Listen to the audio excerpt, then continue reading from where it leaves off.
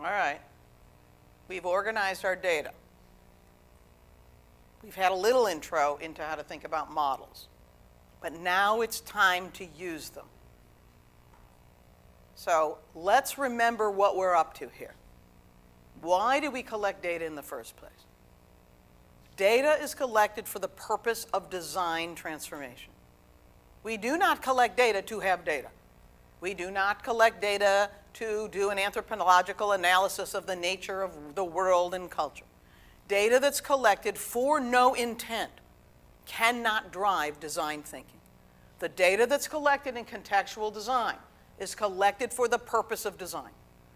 From the selection of the people we talk to the focus that we set in the interview, to the things that we capture in the interpretation session, to what we emphasize in the consolidations, is leading to this moment in time, to the using of the data. Data collected for no purpose except to collect it, which sometimes happens in a market study, is not focused, usable data. If you change what you are going to do with the data itself will be different. So now we are ready. We are ready to use the data for the purpose of design. But design does not happen alone. Design happens with other people. Design is about creating a shared understanding among the team that's actually going to build something. Design means that decisions are made at 2 in the morning from whatever is in the mind of the person that is hammering it together or coding. Design is a creative process that happens among a set of people. And design that's successful and that ships and doesn't drive organizations crazy is a design that has a shared understanding of what we are doing and who we are doing it for across every member of the design team, which may be hundreds of people. So our job is not to produce a report. Our job is to immerse everyone in a common data set so they all see the world from the same point of view. And then, through a common process, help them to get at least a high-level direction of where we might want to go with our product. And then we can work out the details in the second half of contextual design with the detailed design steps. More products fail because people argue over the requirements. More products fail because there's not a clear concept of the customer's practice. More products fail because they do not know what they are really making and why. And they are still arguing over what they are building 2 weeks before they ship code. So this is the moment in time. People can collect data, but knowing how to use it is something else. We need to connect the data to the design result. We need to deal with the fact that everyone's going to walk in the room with a zillion ideas of what that product is and who that customer is.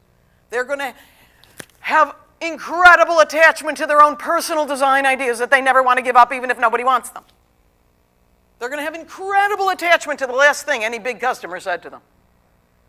But we are not designing for your beloved feature or even for the one thing somebody said to you at the big conference. We're designing for a market. We're designing to improve lives. So we better see the market, or we will have a destructured product that won't work for everyone. And so here we are at this moment in time, where we have to use the data and produce a result. And that's what visioning is all about. The visioning step is all about walking that data and producing a high-level concept as a team. We walk the data as a team.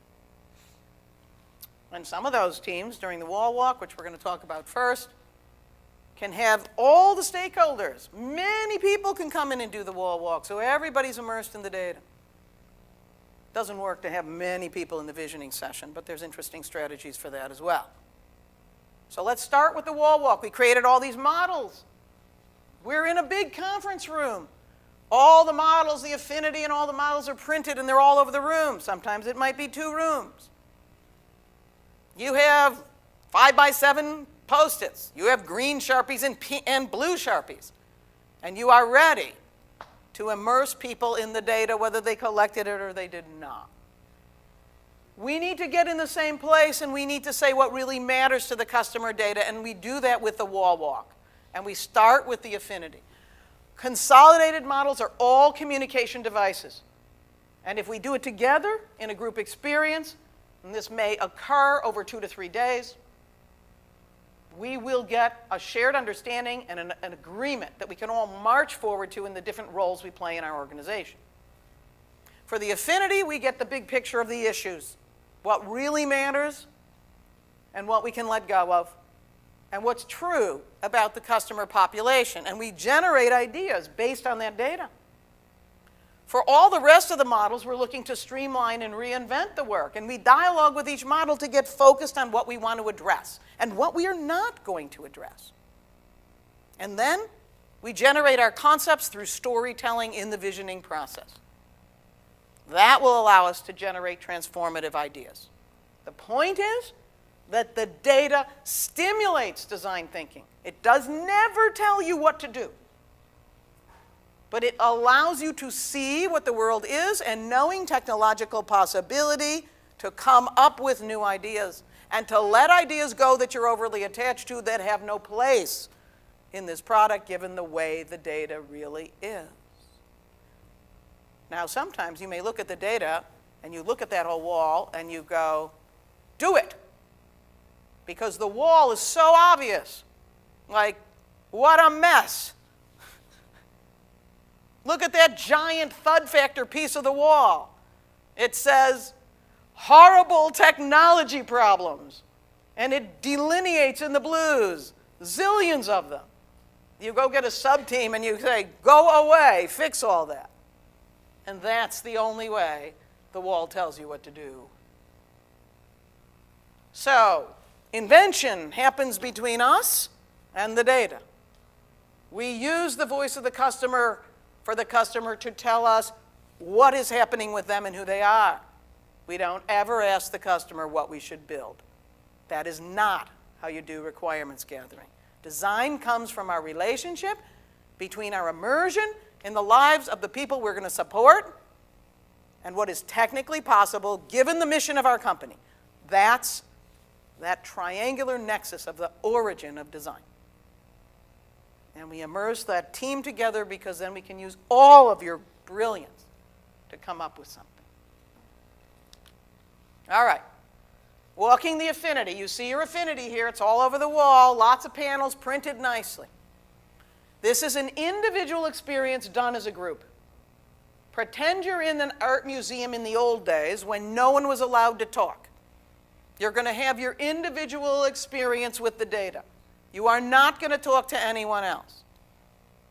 You're going to read the data now tops down, and when you get a design idea, you're going to write it on a Post-it and you're going to stick it right on that data. And we're going to have everybody doing this until they're all done. So, you're going to read that data from the top through those labels, and you're going to say to yourself, if this is what's going on, what could I do? Don't think too hard. An idea will come to you. Then write on your Post-it, DI for design idea. Then write your idea. Then write your initials in case we can't read it. Then stick it right on that section of the affinity that made you have that idea. Now, if you read a yellow, a low-level observation of one person, and you get a design idea, is that a good idea? No. It will not transform the market. It's a little nit. It's a one-off. It's a tiny fix. It's not important. Now, if you generate a design idea for a whole blue that's got multiple people issues in it, it's a focused issue, that's a better idea. But if you can generate an idea that'll address an entire pink, well, that's a better and a bigger idea. Ha! Can you address an idea for the whole green? The whole section, this design idea will address everything going on in that whole green. Can you do it? And as you walk the wall, can you have an idea that addresses the whole wall? Yes, you can. The affinity diagram structure pushes you to more systemic design. It's physical. If you want to put your Post-it on a yellow, you know you're not thinking big enough. Think bigger. That's what causes transformative design. You can fix 5,000 nits and you will not eat the market. But you can have one or two transformative ideas of how to bring things together, and that will be a brand new product. We spend too much time fixing little things. Stop it. Understand what's really going on. Imagine a new future. That's what's in your mind when you're walking the wall. So you're writing design ideas up, and you may walk the wall, especially if marketing comes in and other people, and go, where's the story about these people? You may find a hole in the data. And if you find a hole in the data, just write hole in green. Green is always our missing color. And write the hole and put your initials and stick it up. The team can collect the holes and see if they want to gather more data. We don't say the wall's irrelevant, you missed this one thing. We say this is what we know now, and there's always 1.2 release. We can move and add data as we go. And put the note in the right part of the affinity. Don't obscure the words. Now, when you walk that wall in silence, different people will have different ways of interacting with the wall. Some people we call thread thinkers. Thread thinkers will read each section, and in the beginning they'll go, oh, I don't know, what is this? Oh, I don't really have an idea. Oh, maybe this is an idea, and they'll stick up an idea. Then they'll read the second section, they'll go, oh, that kind of connects to this. All right, I get that idea. Then they'll read the third section. And as they move along, they're starting to create an entire image of what the product could be, section by section by section, and their ideas get bigger and bigger and more systemic and more synthetic, and they're holding many ideas in their mind. Why do we want it silenced? Because if you go talk to a thread thinker when they're holding all that in their brain, they're going to kill you. They're going to drop their whole thread. The thread thinker brings things together. They're convergent. They're seeing the pattern, and then they're coming up with a coherence. Okay, so you might be a thread thinker. But we don't care if you're a thread thinker or something else, because we need everybody. Because you might be a popper. Now, a popper will go to each section of the wall, and they'll read it, and they'll say, oh, we could do this, and stick up a design idea. Then they'll forget about that design idea. They'll go to the next section, they'll come up with another one. And another, that's why we call them poppers. They pop off the wall. Now, the thing about poppers is they're very proud of their design ideas, and often they want to talk about them. So we say to the poppers, don't talk about them. Go in the hall if you have to talk, because you're going to mess up the thread thinkers. The poppers are divergent thinkers. They blow everything open. The thread thinkers are convergent thinkers. They bring it all together. Okay, so what happens when the thread thinker walks the wall a second time and reads the popper's ideas? Oh, they thread them in. And now we've opened up our design. Every team needs all kinds of people with all kinds of thinking. Doesn't matter who you are. Just generate design ideas and you'll be good. All right? So, what's the process? You're going to introduce them to the project. You're going to give them a brief overview. We did this, we went in the field, we talked to these people, here's the people we talked to. You're going to talk a little bit about how you built the affinity and the other models so they have a clue that this is all coming from data. Then you're going to introduce the personas that you may have built from contextual data. They are like little caricature types so they can get the idea of who the people are. And they'll be very interested. So you'll have persona models up there because you'll have created personas from contextual data. They will be characterizing practice, and they will be great personas. You know, there might be 4, there might be 6, there might be 10. There will never be more than that. Any more personas than that is too many personas. So these are your characters. You'll introduce them. So now you've kind of given everyone in the room an idea of what this project is and who the people are. And now it's ready to walk the wall. You'll do that little introduction that I just gave you, and everyone will get on the wall and read the labels and put their Post-its up. And when you're done with that, you'll have a flip chart and you'll start saying, all right, what are the key issues we should address? And you'll do that with everyone. And you'll just write down whatever they think are the important elements of the data. No evaluation, no judgment. What will happen is you now have your list of what this product should address. It won't be that much. It'll be the most of the things, and everyone will hear everybody else, and everyone will be heard. And then You'll take a list and you'll say, okay, what were your hot ideas? You just put your design ideas up. What are your biggest, best ideas? And you'll write your hot ideas on the list. And now we'll have some preliminary starting places for visioning.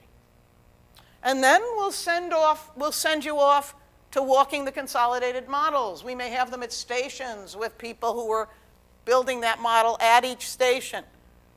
And little pairs of people will walk from station to station of these different models. You'll introduce the design questions for each model. You'll answer their questions, and they'll now generate design ideas in little pairs that may talk to each other about what we should focus on and how we should transform the work. Think of it as a kind of workshop that takes, 4 to 6 hours. So we've walked those walls, and then after we walk the models, or each model in turn, again, we will say what are the issues for that model and what are your design ideas. When we're all done, we have the issues that matter to the group that are going to design the product, and we have some starting places for invention. And that's what we want to do. So, get ready and go do your wall walk. All right, so now you're going to walk the wall. You're going to have your lists.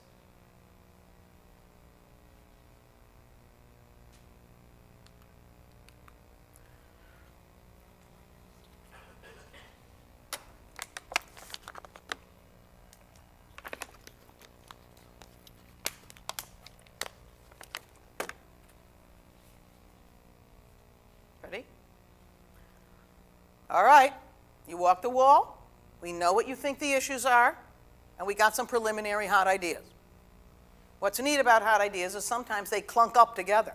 It seems like they're in overlapping themes of a core way that we might address the problem. So we'll chunk up those themes when we get ready for visioning, because now we're going to invent. Your visioning session is a structured meeting in which we generate stories about what the future will be. And your visioning session should have about 6 to 8 people, maybe 4, but not less than that, in a visioning session.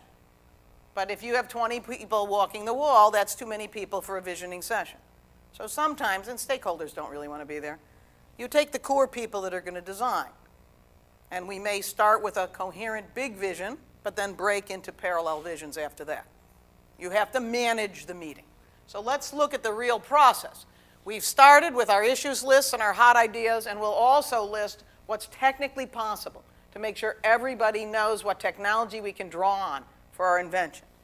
Then we will create multiple visions, which are stories that we will tell about what the new world will be if we introduce technology to address those issues, to transform the roles and responsibilities and the communication and coordination, to live within and alter the culture,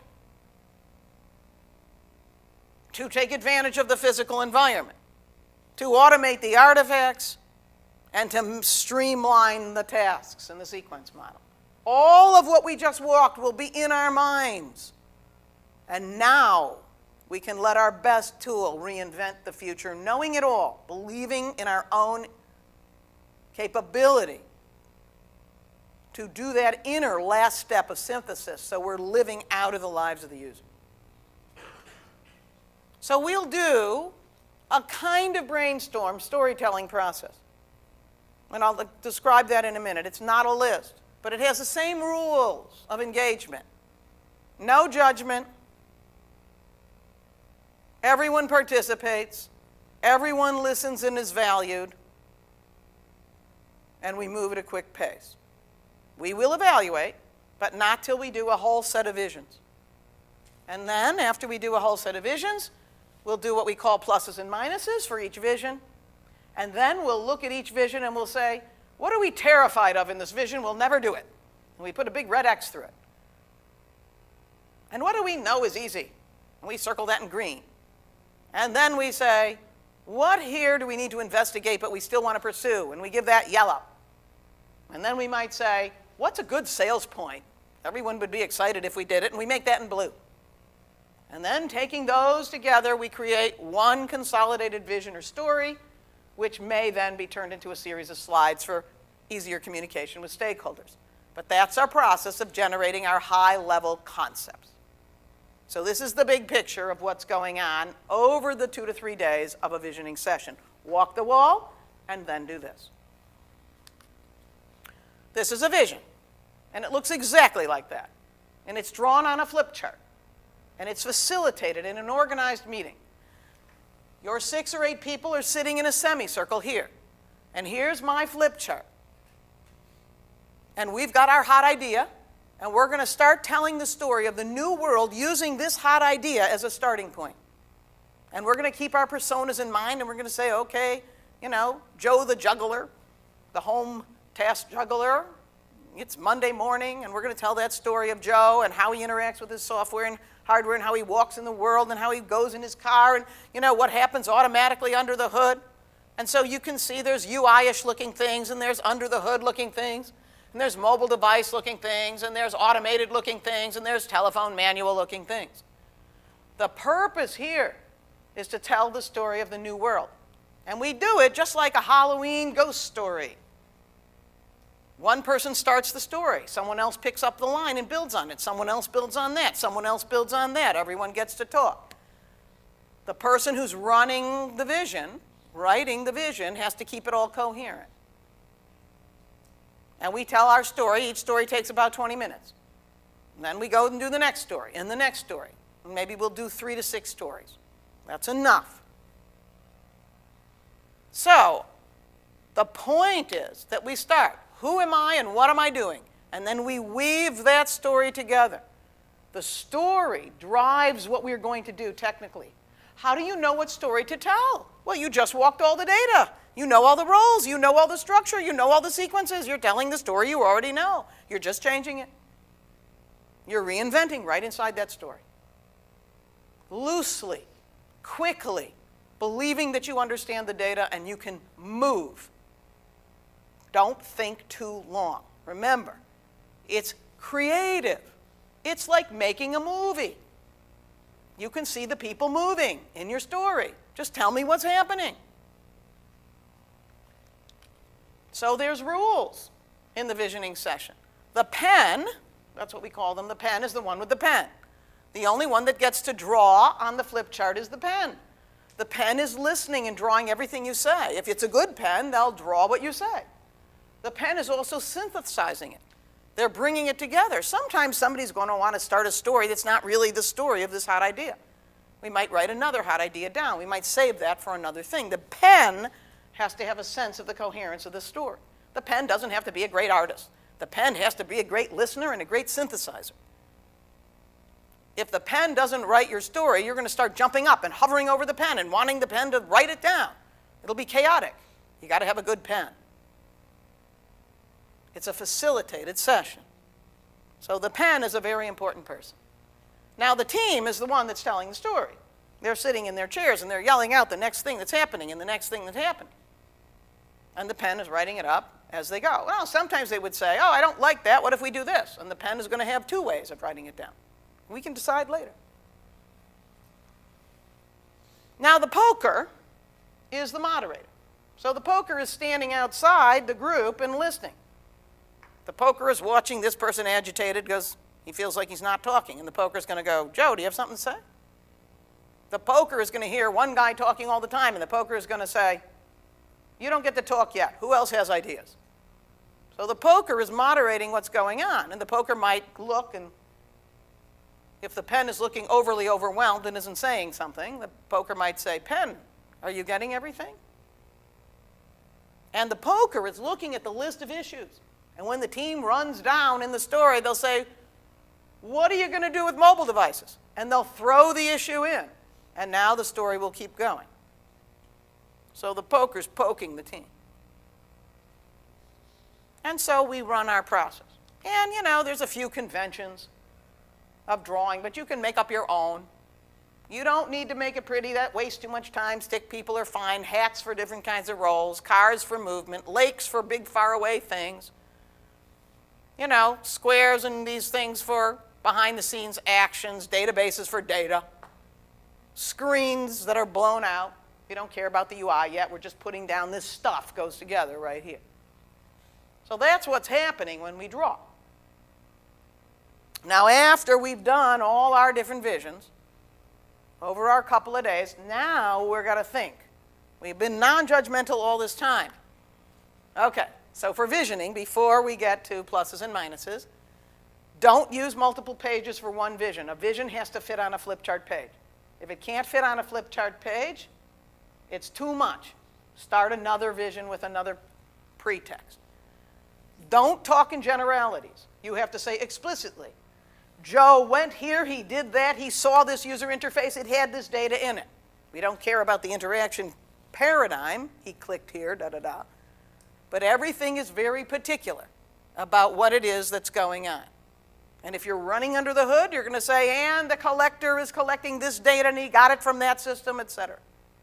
Nothing general, everything particular. Don't over-focus on the system. Don't worry how many real databases are down there. We don't care. Just that it's automated. Don't get hung up on how it's all going to work under the hood. The only thing we care about is that something's automated, not all the rest of it. We're telling the user's story. And don't be narrow. Go wide. Our general rule of thumb is technology is all viable as long as it's already shipped. You cannot use technology that's in development. You cannot use technology that is not stable. If you're doing something for a really practical, innovative design, it has to be on something that can be shipped today. Now, if we're working with research groups who literally are looking for what they should create in the future, we will change that rule. But for most product companies, what we care about is it's got to be shipped today. Too many companies we worked with on 7 years for the new architecture. And it's always just about done. Only use the things that are finished, stable. Then you can drive a solution out the door. So those are our basic rules. All right, so now we've got our multiple visions. And now the same group is there, and we're going to retell the story. So the pen is going to tell the story of the vision in order, the first one, and then everyone has a pad of Post-its. And we're going to write pluses and minuses. And there's a big sheet of paper on this vision for the pluses and for the minuses. And we always start with pluses. The rule of the game is you don't get to say any minuses until you've said some pluses. No one gets to sit there and just whine and complain about how nothing works. You have to find something good in what the vision is. So we always start with pluses, because the worst thing we can do is forget about the things that we like and that work, and then we end up redesigning them out. So we have to say what really works. What does a plus mean? 1, it works for the user. It's consistent with the data we collected. 2, it's easy to implement. We know we can do it technically. 3, our organization can ship it. Too many times we come up with ideas that are not in the mission or the capability of the organization. But sometimes we come up with ideas that they can really do. So we write that down. 4, it supports good design principles. That's another good thing to be thinking about. And 5, hot sales point. Sales would be able to sell it. Those are all good things to write as pluses. All right, so what are the minuses? Well, it's the opposite, right? It doesn't fit the work of the user. We didn't collect any data. Somebody snuck in one of their own personal features that has nothing to do with anything. That's a minus. It's hard to implement. It's too hard. Now, this is a very fun conversation. You always want to have 2 developers in the room, never 1. Because if you have 1 developer, he'll say, that's hard. But if you have 2 developers, he'll say, yeah, but what if we did this? And then he'll say, oh, okay, we could do that. You always got to have 2 developers, because then they'll bounce each other. Remember, developers like to think things are hard, then they're heroes. So we got to have a little dialogue going on. Sorry, guys. 3, it creates organizational difficulties. It's too hard. We have to train too many people. We have to roll out too much to sales. Or 4, it violates good design. Now, if you're a designer worth your title, as soon as you hear a minus, you're going to say, but, we could do this. You're going to get a new design idea to fix that minus. So you write that minus on a Post-it. And when we're done with our pluses and minuses, you stick that solution up on that vision. So when we consolidate, we'll fix our minuses and keep our pluses. And then we can carry on. So our last step is then bringing all of our visions together and coming up with what we will like and what we want to move forward with. And so here we are at the end. We've put together all the parts of the first half of contextual design. We have our data. We have our consolidated data that we can use and reuse in the future. And we have our visions that will guide our detailed design. So we can make our slideshows for our senior stakeholders, or to summarize everything that's going on. A summary of the data, a summary of the findings, a summary of the visions drawn out nicely. And then we can start doing detailed design. Because all we got is Go West, Young Sun. All we got is a concept. And we're not ready to ship until we work out the details and iterate it with customers. So let's vision.